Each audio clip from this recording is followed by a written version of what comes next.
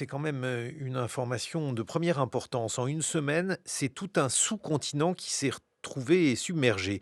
En Asie du Sud-Est, les pluies torrentielles de la mousson ont été amplifiées par deux cyclones tropicaux d'une intensité absolument exceptionnelle. Ceux-ci ont ravagé l'Indonésie, la Thaïlande, la Malaisie et le Sri Lanka. Le bilan dépasse désormais les 1300 morts, mais il y a des centaines de disparus et des millions d'habitants déplacés. Au-delà de l'urgence humanitaire, cette catastrophe pose de nouveau la question de la vulnérabilité d'une région soumise à des phénomènes météorologiques de plus en plus extrêmes, qui sont bien entendu exacerbés par le réchauffement climatique, l'urbanisation accélérée et la déforestation massive. Pourquoi l'Asie du Sud-Est est-elle particulièrement exposée? Quelles réponses politiques et locales émergent désormais pour tenter de faire face à ces fléaux? Bonjour Sophie Boisseau du Rocher. Bonjour. Vous êtes politiste, chercheur associé au Centre Asie de l'Institut français des relations internationales. On vous doit l'Asie-Pacifique, nouveau centre du monde, paru chez Odile Jacob le 8 janvier dernier. Alors, quelle est la situation aujourd'hui dans ces régions? Alors aujourd'hui, la situation sur le plan météorologique se calme, mais ce qui prévaut, c'est l'urgence humanitaire, comme vous l'avez dit.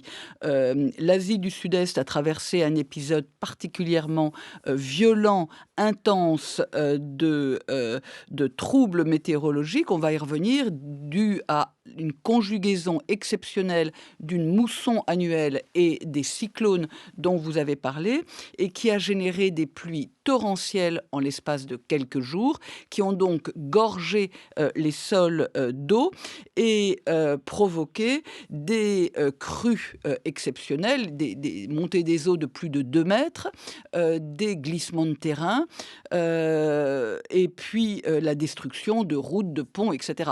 Donc aujourd'hui, des régions entières sont isolées et il faut néanmoins faire parvenir de l'eau potable, de la nourriture et essayer de sauver les nombreux blessés et disparus qu'on compte. Parce que vous avez effectivement évoqué les 1300 morts, mais il y Oui, a au moins autant bien sûr. de disparus.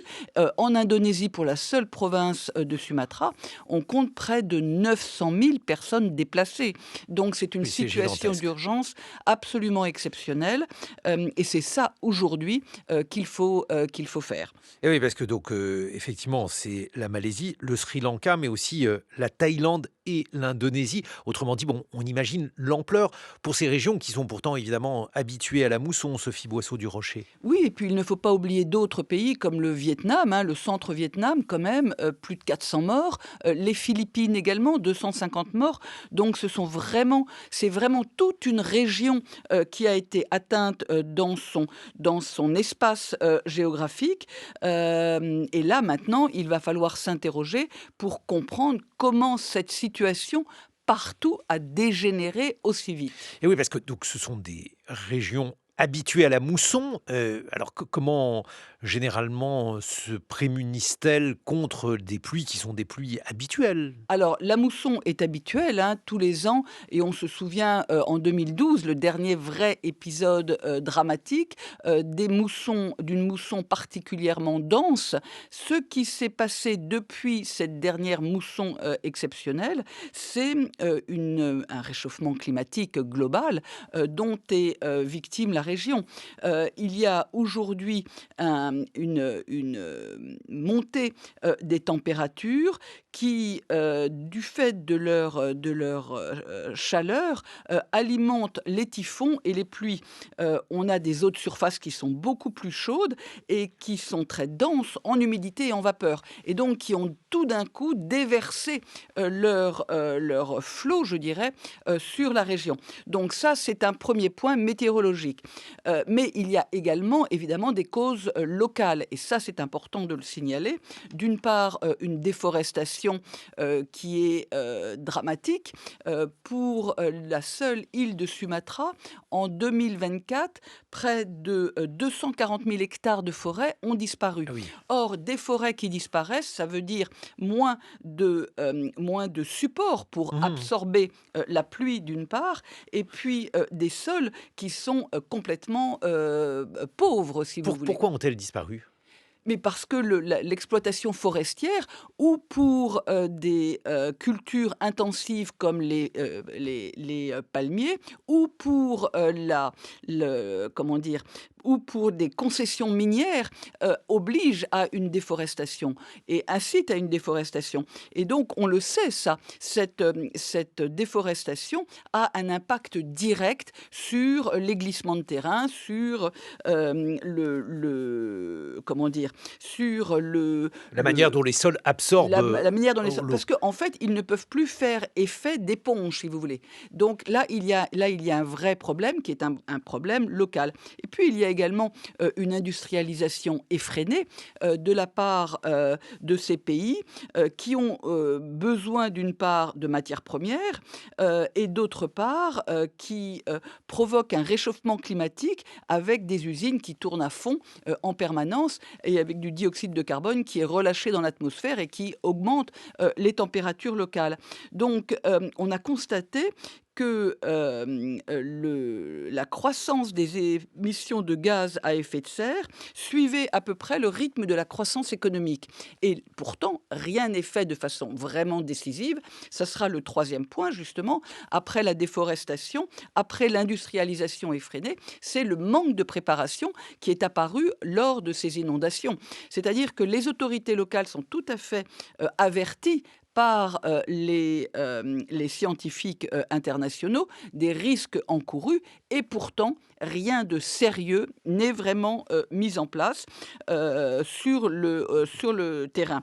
Donc, il y a là un vrai problème, un problème qui est d'abord un problème de compétence Mmh. et puis un problème également financier. Les financements vont plutôt à l'industrialisation qu'à la prévention et donc ça aboutit à ces catastrophes majeures, comme celle à laquelle, nous assistons aujourd'hui. Oui, surtout que ces pluies, menacent probablement encore, il n'y a pas Ah de mais il raison. est évident que les mêmes phénomènes Alors vont les se mêmes phénomènes, reproduire, je parlais voire de vont s'accélérer. l'épisode, n'est peut-être pas terminé encore de ces pluies torrentielles. Absolument, puisque la mousson, généralement, dure au moins jusqu'au mois de janvier. Donc on a là, si vous voulez, un terrain qui, est dramatiquement, vulnérable, à de nouveaux épisodes, météorologiques. Bon, dans ce que vous venez d'évoquer, Sophie Boisseau-du-Rocher, ce qui est en cause, c'est, un modèle économique de croissance.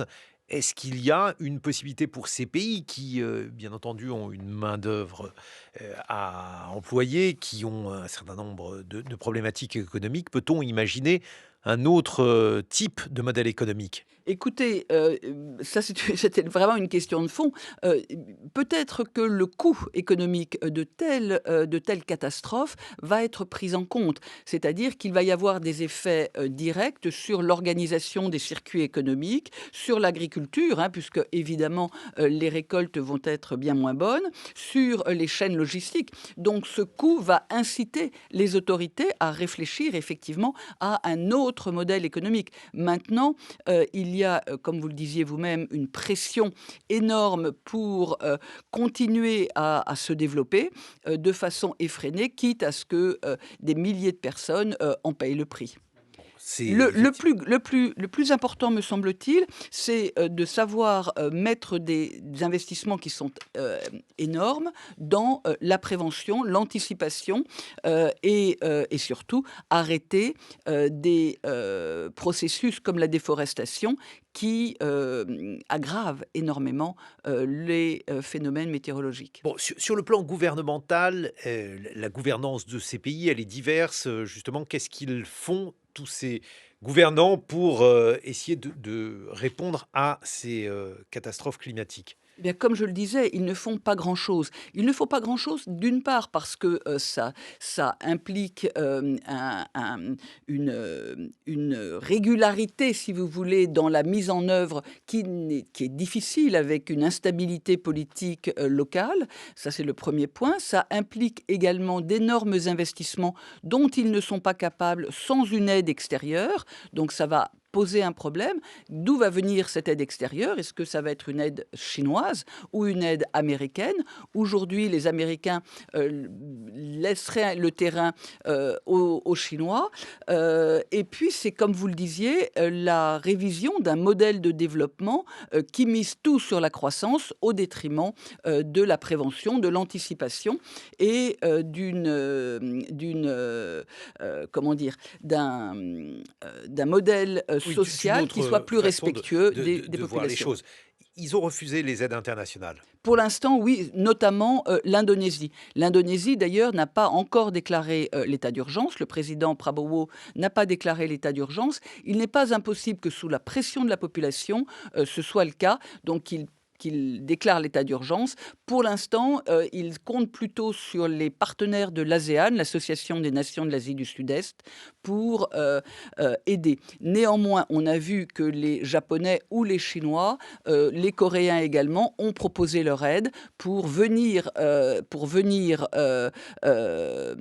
acheminer une aide humanitaire qui va devenir de plus en plus cruciale, dans les jours qui viennent. Bon, avec des répercussions, j'imagine, importantes en conclusion, Sophie Boisseau du Rocher, sur l'économie et la population de ces différents pays. Absolument, je vous le disais, drame humain évidemment, drame social avec une désorganisation complète, impact sur l'économie directe, hein, le coût des infrastructures, la désorganisation de l'agriculture, des chaînes logistiques, le tourisme aussi tout simplement. Il y a là des pertes économiques considérables, donc il faut prendre en compte toutes ces vulnérabilités, qui sont en fait renforcées par les changements climatiques. Merci Sophie Boisseau du Rocher.